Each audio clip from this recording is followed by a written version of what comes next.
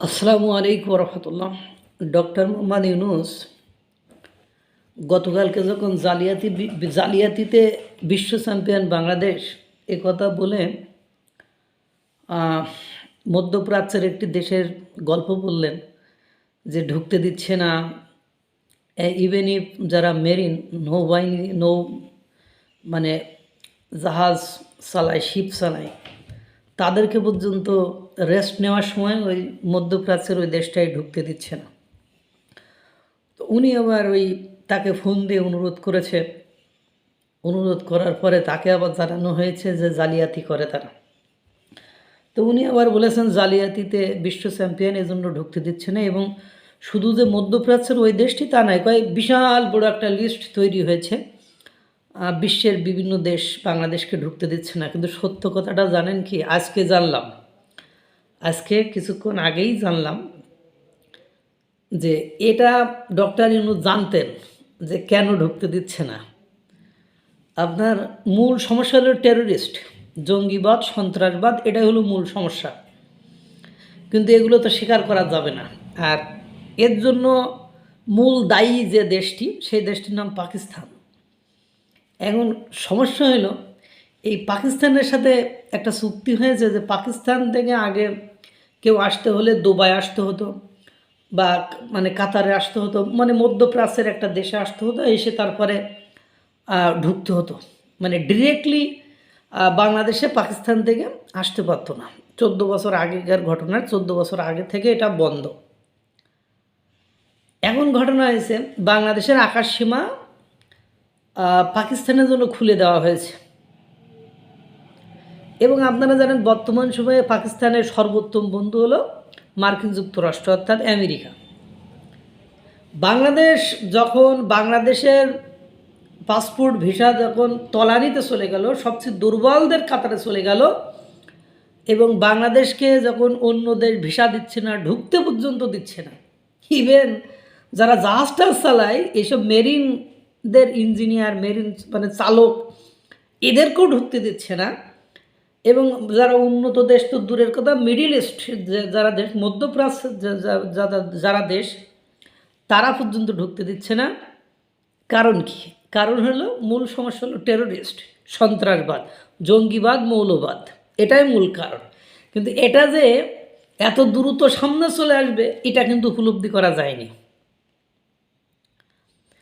বাংলাদেশের আকাশসীমা পাকিস্তানের জন্য টোটালি খুলে দিয়েছে, এবং এই যে এতকাল এই যে আওয়ামী লীগ সরকার বা বিএনপি সরকার ক্ষমতায় ছিল, তখন তো এই প্রবলেমটা হয়নি, এই সমস্যাটা তো হয়নি। কারণ এখন পাকিস্তানের সাথে যে মাখামাখি, এখন পাকিস্তানকে বাংলাদেশের যে জায়গায় এনে বসানো হচ্ছে, যে বন্ধুত্বের জায়গা দেওয়া আছে সব কিছুতে, তাদের সাথে যে সম্পর্ক, এই সম্পর্কের কারণে এই প্রবলেমটা সৃষ্টি হয়েছে। কিন্তু এটা তো বলা যাচ্ছে না ডিরেক্টলি। তো উনি বুঝতে পেরেই, কেন ওই যে আকাশসীমা খুলে দিয়েছে, এবং একই দিনে মার্কিন যুক্তরাষ্ট্র পাকিস্তানের জন্য বিমান বাহিনীর ওদের দরজা বন্ধ করে দিয়েছে। অর্থাৎ পাকিস্তান থেকে কেউ যদি ওদেশে যায়, তৃতীয় ক্যাটাগরিতে তাদেরকে ঢুকিয়ে দিয়েছে, এবং এদের পরীক্ষা নিরীক্ষা করে যদি সে স্টেপ পার করে পাকিস্তানের লোক ওই দেশে যেতে পারবে না। এবং খাইবার পাখতুনখোয়া ওই অঞ্চলের লোকদের টোটালি ব্যান্ড, চতুর্থ ক্যাটাগরিতে টোটালি বন্ধ করে দিয়েছে। এবং মার্কিন যুক্তরাষ্ট্রে যারা পাকিস্তানে থাকে তাদেরকে বলে দিয়েছে, সতর্ক সংকেত দিয়েছে, চলাফেরা সব কিছুতে সতর্ক থাকতে হবে। কারণ কি? পাকিস্তানের উপর মার্কিন যুক্তরাষ্ট্র নিষেধাজ্ঞা দিয়েছে। কারণ কি? কারণ হলো যে ওরা কারণ হিসেবে দেশের টেররিস্ট, জঙ্গিবাদ, মৌলবাদ, সন্ত্রাসবাদ, এই যে দেশের নিরাপত্তা নেই। তো বাংলাদেশের আকাশসীমা যখন পাকিস্তানের জন্য খুলে দেওয়া হচ্ছে, তখন ঠিক ওই একই দিনে মার্কিনের আকাশসীমা পাকিস্তানের সর্বোত্তম বন্ধু, পাকিস্তানে এখনও যে সরকারটি রয়েছে, সে যে টিকে আছে, এইটা কেবল আপনার মনে করেন মার্কিন যুক্তরাষ্ট্রের জন্য। আর সেই মার্কিন যুক্তরাষ্ট্র ডোনাল্ড ট্রাম্পের দেশ পাকিস্তানকে সন্ত্রাসবাদ, টেরোরিস্ট, মৌলবাদ, জঙ্গিবাদ, মাদক পাচারকারী, দেউলিয়াত্ম, ভিক্ষুকের দেশ, এইসব অভিযোগ দিয়ে তাদেরকে মার্কিন যুক্তরাষ্ট্রে আর ঢুকতে দিবে না। নিষেধাজ্ঞা দিয়েছে এবং পাকিস্তানে থাকা মার্কিন যুক্তরাষ্ট্রের নাগরিকদেরকে সতর্ক করেছে যে তোমরা এইসব অঞ্চলে আর যাবা না। আর সেখানে বাংলাদেশ পাকিস্তানকে ওয়েলকাম জানাচ্ছে। তো বাংলাদেশের ভিসা কেন মানে অন্য দেশে রিজেক্ট হচ্ছে, এটা কি আর বুঝতে বাকি থাকে?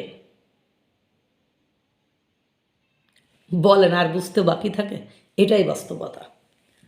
এতকাল মানে ভারতের সাথে সম্পর্ক ভালো ছিল, এই ভিসা নিষেধাজ্ঞা, এই রেস্ট্রিকশন, এত কিছু তো আমরা শুনি নাই। কিন্তু doctor Yunus international player, international খেলোয়াড়, আন্তর্জাতিক খ্যাতিসম্পন্ন ব্যক্তিত্ব, তার আমলে এটা হলো কেন? উনারা আসলে উনার মানে ফেস ভ্যালু টেলু কোনো ভ্যালু টেলু নেই। পাকিস্তান আন্তর্জাতিকভাবে স্বীকৃত একটা টেরোরিস্ট কান্ট্রি, একটা সন্ত্রাসবাদ দেশ। এবং দেখেন না, আজ বালুচিস্তান, কাল খাইবার পাখতুন, মানে পিএলএ, তারপরে পক, মানে প্রতিনিয়ত কোথাও না কোথাও তাদের প্রবলেম হচ্ছে।